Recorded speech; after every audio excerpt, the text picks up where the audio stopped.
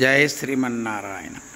మనము చేసే పని వల్ల మరి మనకు ఉపయోగం ఉండాలి, ఇతరులకు ఉపయోగం ఉండాలి. దేశంలో ప్రతి ఒక్కరికి అది మేలుగా ఉండాలి.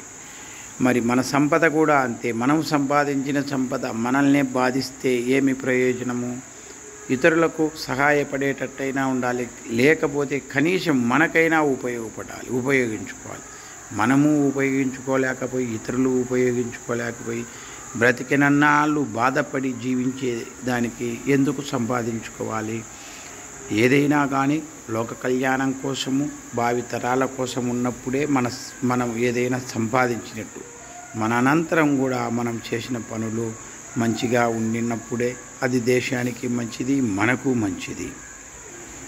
మనలో ఎక్కువ మంది ఏదైనా మంచి పనులు చేద్దామనుకుంటే తర్వాత చేద్దాంలే, పిల్లలు పెద్దవాళ్ళు కానీ రిటైర్డ్ కావాలని మరొకటి ఏయో చాకులు చెప్తాం.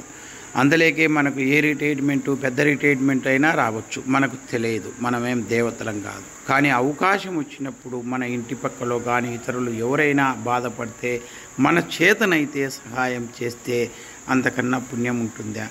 ఎక్కడికో పోయి ఏమేమో చేస్తూ ఉంటాం. మన చుట్టుపక్కలనే ఎంతోమంది బాధపడే వాళ్ళు ఉంటారు. కానీ ఏదైనా మాట సహాయం చేసినా తప్పు లేదు.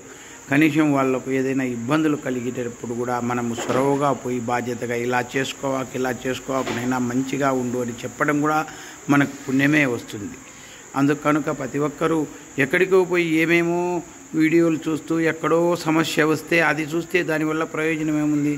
మన పక్కన మన ఇంటిలో కానీ మన ఇంటి పక్కలో కానీ ఏదైనా సమస్య వచ్చి మనం పరిష్కారం చేయగలిగితే అది జయమో అపజయమో పరిష్కారం చేసేదానికి ప్రయత్నం చేయాలి. ప్రతి ఒక్కరము కూడా ఎక్కడో ఇతర దేశాలలోనో ఎక్కడో వాళ్ళు ఎవరో ఏదో చేసినారంటే అది చూసి దానివల్ల మనము మనసులో ద్వేషం పెరిగేదే కానీ దానివల్ల ప్రయోజనం ఏముంది? ఎక్కడ సమస్య అక్కడ పరిష్కారం అయ్యేది, అది మంచిది. కనుక ప్రతి ఒక్కరము ఏదైనా మన చేతనైంది శ్వాసే నారాయణ అని ఈ శ్వాస ఉన్నంతసేపులు మనం మంచి పని చేసేదానికి ప్రయత్నం చేద్దాం. జయ శ్రీమన్నారాయణ.